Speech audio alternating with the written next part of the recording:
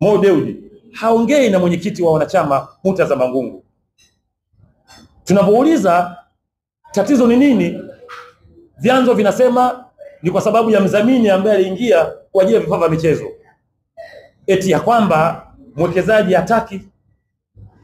Lakini upande wa wanachama wanaona ule mkataba wake una tija, una vitu vingi vya maendeleo ikiwemo uwanja, basi la wachezaji na kadhalika. Sasa tunabaki tunadua, ukweli hatujui, na kama ni kweli mwenyekiti wa bodi atakuwa nikosea klabu. Ukimnunia mwenyekiti wa wanachama, maana yake umenunia wanachama wote waliomchagua.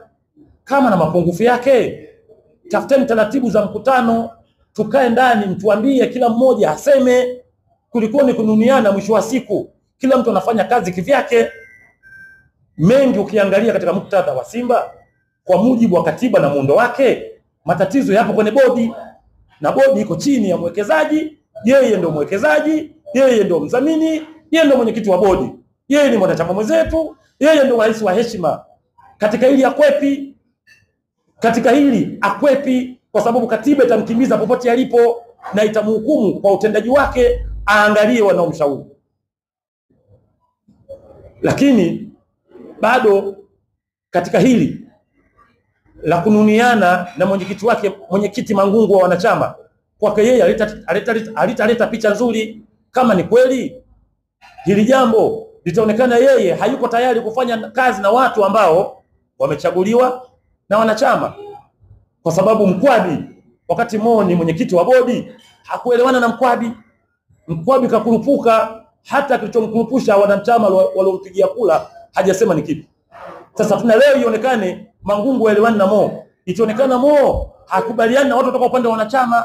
Hili jambo kama ni kweli halina afya. Na mwenyekiti wangu wa bodi Mo, tunakupenda sana. Haya tunayozungumza tunaomba yakufikie, lakini yatolee ufafanuzi.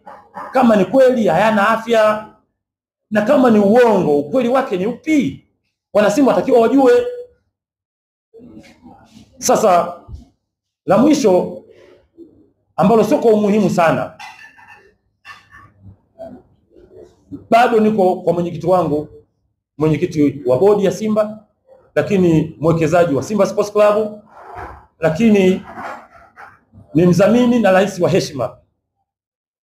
Kwanza litumie baraza la ushauri ambalo lipo, likushauri namna ya kuiendea Simba, namna ya kuiongoza Simba, kwa sababu ni chombo kwa mujibu wa katiba. Lakini pili, wewe ni tajiri yetu upande wa Simba. Wana Simba wote wanajivunia uwepo wako. Lakini hao maasimu wetu ambao leo ni mabingwa kwa mara ya 4 mfululizo, hata sisi tutakuwa Simba mabingwa mara 4 mfululizo, lakini hatujakubali kirahisi wewe mara 4 mfululizo. Lakini tunapomwangalia tajiri wao ambaye kwa utajiri barani Afrika hata kwenye 10 bora hayumo, wewe Mo ni tajiri namba 1. Lakini vipi huyu GSM upande wa Yanga, yeye ni mwanachama tu wa Yanga, yeye GSM ni mdhamini tu wa Yanga. Tunaona jezi ya Yanga inadhaminiwa na GSM, lakini ni mfadhili. Lakini vipi kwa vitu vitatu tu hivi ambapo si mwekezaji, si mjumbe wa bodi ya Yanga, lakini Yanga ilipo yeye yupo? Lakini wewe mwenyekiti wa bodi, ni nani kakushauri ukae mbali na Simba kwenye tukio kubwa la fainali ya tukuoni, kwenye tukio kubwa la kuhakikisha tunamfunga mtani wa jadi tuchukue ubingwa hatukuoni, kwenye taharuki nyingi umekaa kimya, hata neno la faraja utoi? Iko sawa sawa ile dhamira ya Simba kuwa nguvu moja ndani ya katiba? Na kama mimi mjumbe wa kamati ya katiba, wana Simba walileta kuwa Simba iwe moja. Huku chini nikiangalia wana Simba wako wamoja, lakini nikiangalia huko juu hamkuwa moja. Kama hamkuwa moja, kwa maslahi ya nani?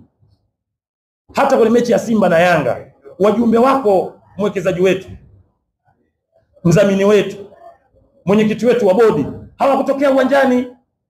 Kama hawakutokea uwanjani, tunaona hao mwenyekiti wetu tu ambao watu wachagua wa kuungaunga, wa kupambana huku na kule, ndio wao wako kama yatima. Nguvu moja kwa mujibu wa katiba yetu hapo imepatikana. Waliovunja nguvu moja ni upande wa wanachama au upande wa mwekezaji ambao mkutokea uwanjani? Katika hili mlifanyie kazi, haya yasijirudie tena ambayo yamejitokeza. Kwa hiyo tunazungumza haya ili wana Simba wajue tunazungumza haya, na katika mazungumzo yangu namtaja sana mwenyekiti wa bodi, kwa sababu katiba inakutambua wewe mwenyekiti wa bodi, wewe ni mwekezaji, katiba inakutambua wewe. Mbona mwenzako Gharibu GSM ambaye sio mwekezaji Yanga, ni mdhamini tu na mwanachama tu, kila eneo lipo anapa faraja wana Yanga wenzake, wewe kwetu sisi kimekukuta kitu gani? Ni nani kakutisha, nani kakutoa mpaka uonekane eneo lolote lile? Hata wana Simba kapata faraja sasa hapa na mheshimiwa rais wa heshima yupo hapa, jambo halibiki. Tukishinda tushinde pamoja, tukishindwa tushinde pamoja. Haionekani dhamira hiyo. Lakini kibaya zaidi, bodi mmetugawa kuelekea mechi ya Simba na Yanga ya tarehe 25. Kivipi mmetugawa? Simba kupitia wazee hawa, ilikuwa watani wetu wanaposema hawachezi, hawa wazee kazi ya kusema vilabu hivi vimeundwa kwa ajili ya kucheza, kwa ajili ya kutaniana, mshindi anapopatikana mtania mwenzake, kalas, imekwisha. Lakini baadaye bodi naandika barua kwa umma, Simba nje ya tarehe 15 haichezi mchezo wowote, mkaigawa Simba. Lakini kibaya zaidi, nazungumza na bodi, Mheshimiwa Rais Samia Suluhu Hassan kaita vyombo vya mpira, kaita wadau wa mpira, hususan Simba na Yanga. Nampongeza sana katika hilo. Kutitwa kake baada ya mazungumzo yake, tunaona mechi imepelekwa tarehe 25. Watu wa Simba wakasimamia hawachezi, lakini wengine wakasema tunacheza kwa sababu klabu ya Simba ni klabu ya kucheza. Na mimi kama mjumbe wa katiba, kwa mujibu wa ibara ya 44, Simba haina mahala pa kucheza endapo ratiba imetolewa na vyombo vyenye mamlaka, haina. Matokeo yake ni kwenda kunyang'anya point. Lakini kwa mujibu wa nyinyi wanachama, nendeni kasome ibara ya 11 kifungu cha 4, kinasema maamuzi na maagizo ya TFF, CAF na FIFA lazima wanachama tuyatii. Maagizo ya TFF ilikuwa ni mechi tarehe 25. Inakuwaje bodi hamkutoa barua ya kusema ile barua ya kwanza kwa heshima ya kumheshimu Mheshimiwa Rais na kwa heshima ya kutii katiba yetu kwa mashirikiano na vyombo vya kimpira, sisi klabu yetu ni klabu ya mpira, wana Simba twendeni tukacheze? Ulikuwa kuna ugumu gani mkatoa kauli kama hiyo ili mumheshimishe rais wetu, wana michezo namba 1, lakini pia kuunganisha wana Simba ili sedogani yetu ya nguvu moja ipatikane pale mbele ya marefali kutoka nje ya nchi tukiwa wamoja? Lakini tumekwenda kwenye mechi ile mbele ya waamuzi wa kimataifa tukiwa Simba makundi mawili. Kundi moja linatumikia barua ya bodi, taarifa kwa umma, kundi lingine linatumikia taarifa ya viongozi wa matawi kutoka kwa mwenyekiti wao ambaye kwenye bodi yeye ni mjumbe tu. Hapa mkutendea haki kama bodi. Hatutaki mjiuzuru katika hili, tunataka mjitathmini yasirejee tena. Na katika hili mama mumuombe radhi, kwa sababu kunaonekana tumeenda kucheza sisi Simba kishingo upande, hatukwenda kucheza kama kwa nguvu moja na morali. Hili kwa mama tumemkosea, kwa serikali tumekosea, serikali ambayo imekuwa bega kwa bega katika manufaa yote, hususan katika mechi za kimataifa. Serikali imetoa ndege na pesa, tukafanya vizuri nusu finali kwenda finali. Serikali imetoa pesa na ndege, tukapambana finali, tukapambana tukatoka moja, tukaangalau tukapigania heshima nchi yetu, tofauti na mwaka 93 tulifungwa 2-2 mbele ya Mheshimiwa Rais.